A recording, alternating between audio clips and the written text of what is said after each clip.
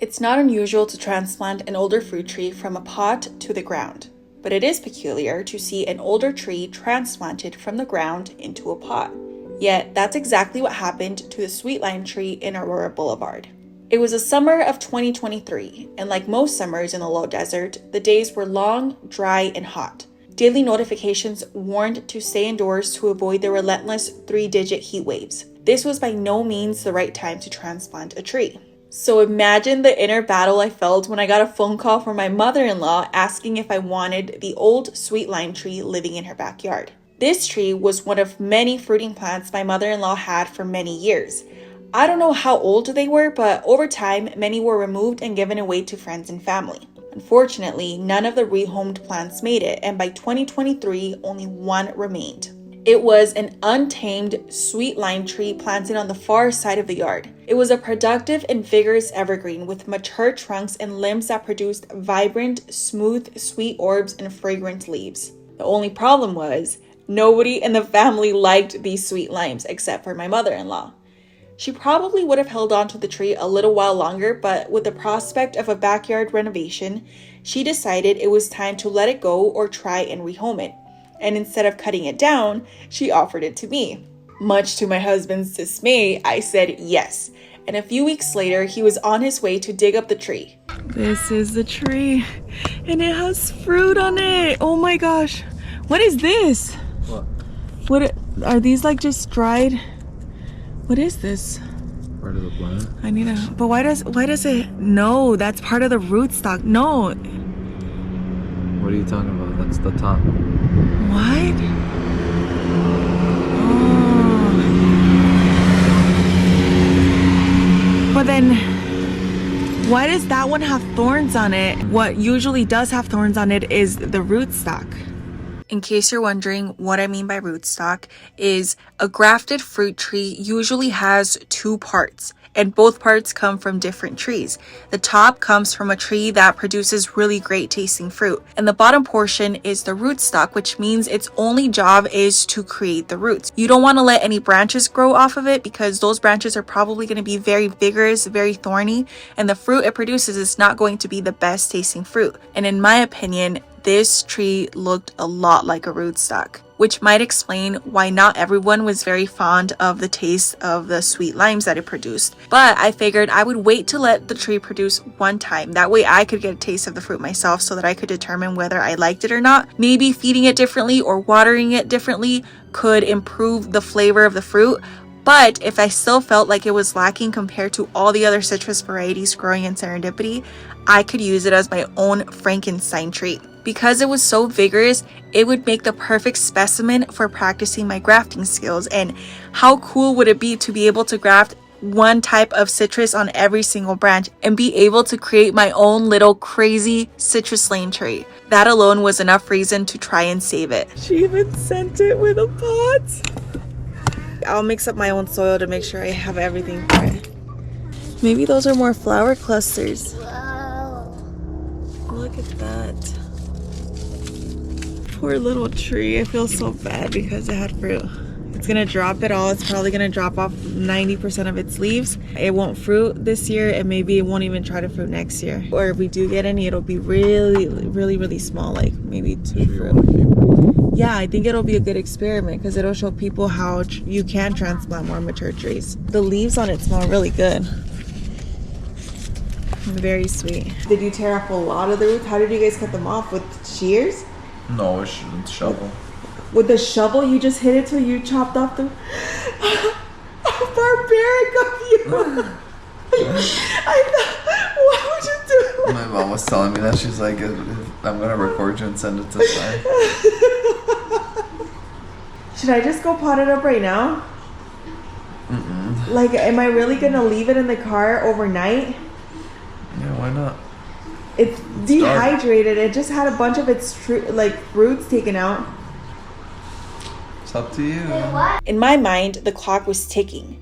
We were in the middle of another heat wave, and I couldn't risk the tree drying out overnight. Nights in the low desert are slightly bearable simply because the sun is down, but the temperatures remain high. I had to work fast, and even though I wanted to do the emergency repot right away, I didn't have all the ingredients for the soil mix, so I pivoted and focused on 2 goals. The first was to prune the top of the tree back significantly, even more than it already was. And I knew I had to do this because I had a little bit of prior experience root pruning 2 sick citrus trees that were planted too deep by me. While pruning the canopy, I removed any fruit on the tree. Fruit requires too much energy, and I needed the tree to focus on root growth above all else. Leaving even one piece of fruit wasn't worth the risk of losing the entire tree. This much. Don't cut where the fruits are at. Actually, that's one of the parts that I'm going to cut off the most, because right now this little tree has no more roots, basically. And fruit require a lot of energy. If it doesn't have enough roots, it's going to just get sicker, and it's going to take longer for it to recover.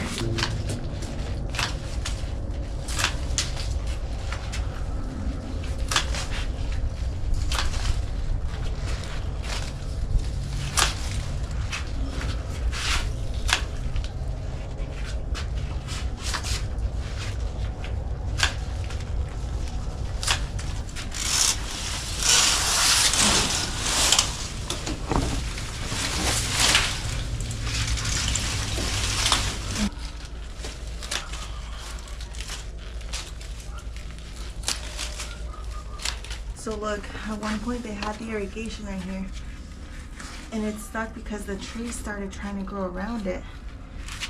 This is all that I took off. There was a lot of fruit on it. Look, and it smells so amazing out here.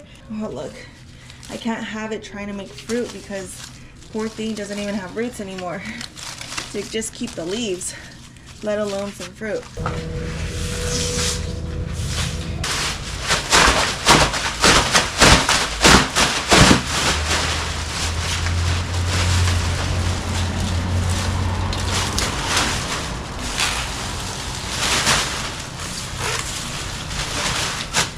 Also probably stop and see if I can maybe root one of these. That would be a good experiment, huh? Maybe I should grab like the 2 or 3 branches like these. The second goal was to hydrate the roots as much as possible. I had to keep them moist to prevent them from drying out and dying back. Additionally, the tree would be in recovery mode for a while, so I needed to find a good microclimate for it. Citrus in the low desert usually thrives in full sun, but this tree needed a protected microclimate to recover. I had just chopped off most of its canopy, leaving it without enough foliage to protect itself from the harsh desert environment. And I also wanted to shield it from strong, dry winds that could easily topple it in its pot, because it had very little to no more anchoring roots. After some time, I settled on Arch Rose Clare. This part of my garden exists in the heart of serendipity.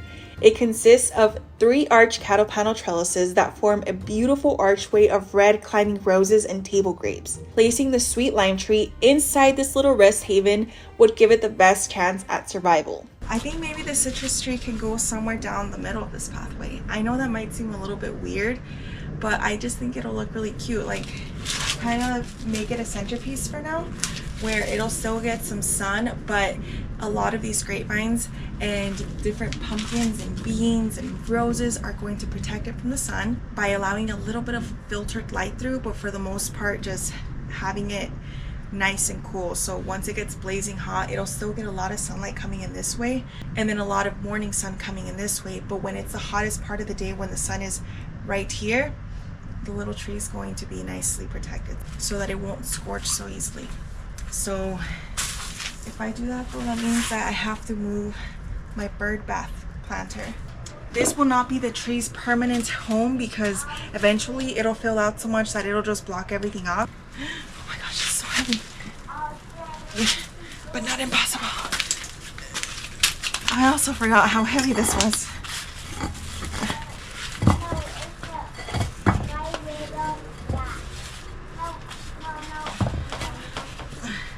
There's an irrigation line. I kind of want to see how the fountain looks. Didn't I get in my shoe? A part of me wanted to see how the fountain would look right here. Right here. like in the corner? Would that be cute? Would that be, what would it be? Or should I put it right here? Because then we can walk around it. We can admire all of the plants that are on it. Like right here. You see? So it would be right there. So you can still get in through here. You can get in through here. You can walk around it. It'll make it a nice center point from the trellis that you enter the garden through. I think it's a really cute location for it. Why do I just feel like something bit me? I swear to God, I feel like something just bit me. Okay. I'm gonna stay. Like I said, I don't usually go outside at night. Things I do for this garden. Okay, so that's gonna be good right there. Next I'm gonna take this over to the center of the garden.